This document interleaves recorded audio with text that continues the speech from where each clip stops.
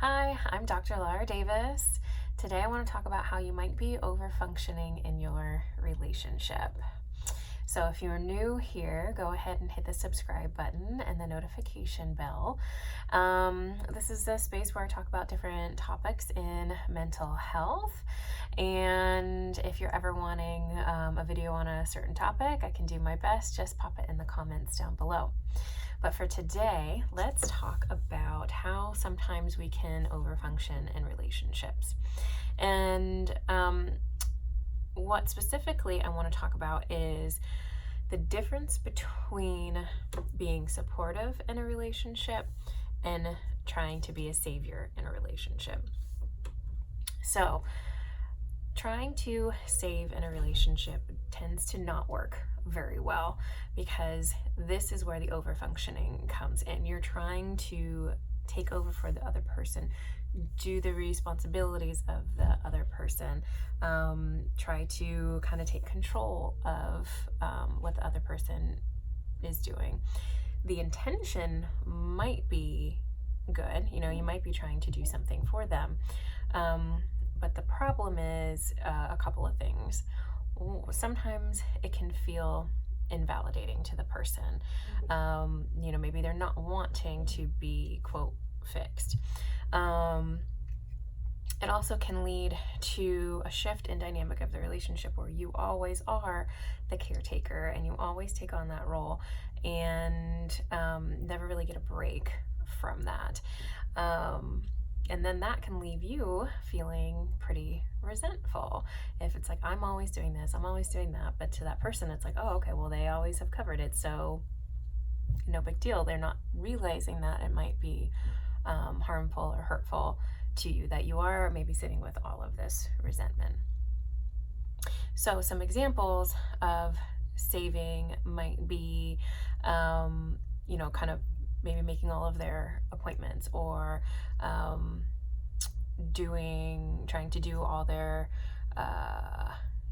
chores or something like that, thinking like, oh, that's gonna make them feel better and they'll get back on their feet. And usually then it's just more of like that just becomes your job and not so much of their own responsibility.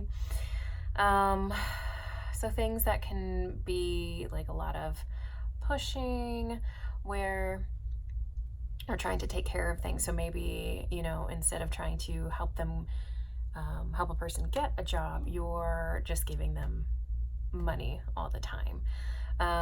Everything, of course, there's moderation with things. We know that. So little things here and there, but when it's something that becomes a pattern and you're doing it pretty regularly, then that becomes an issue. Where support might look like, oh, hey, I know this is really tough. Do you want to sit and talk about it? I can sit with you and help you look through profiles of doctors and providers. I can, instead of me paying for a bill or something like that, let's see if we can, look together. Let me look over, I'd be happy to help you look over your resume, or, let's sit down and job search together. So that's a difference of support versus saving. Because saving's not going to get you as far versus support, might help them to be more resilient, more autonomous, and leaves you feeling good because then you're not completely burnt out. You're choosing to be there as a cheerleader, maybe just someone to lean on, to offer some guidance, but you're not doing everything for this other person. You're there to kind of help them along. So you're working in parallel, not trying to come and swoop in. So take a look in your life and see if there's times where you might be over functioning. So notice for yourself, are you feeling resentful in a certain relationship? Do you feel like you're taking on a lot? Do you feel like you're kind of getting into the same patterns with someone? This kind of goes under the same umbrella as boundaries. So go check out my 3-part series on boundaries, and this can help you too if that dynamic has already been shifted. Looking at your boundaries and setting healthier ones can shift it back to a place that feels a little bit better and more authentic and less resentful. I hope that was helpful to you in your future and current relationships. And don't forget to like this and comment down below of other things that you would like to see on my channel. And I will be seeing you soon.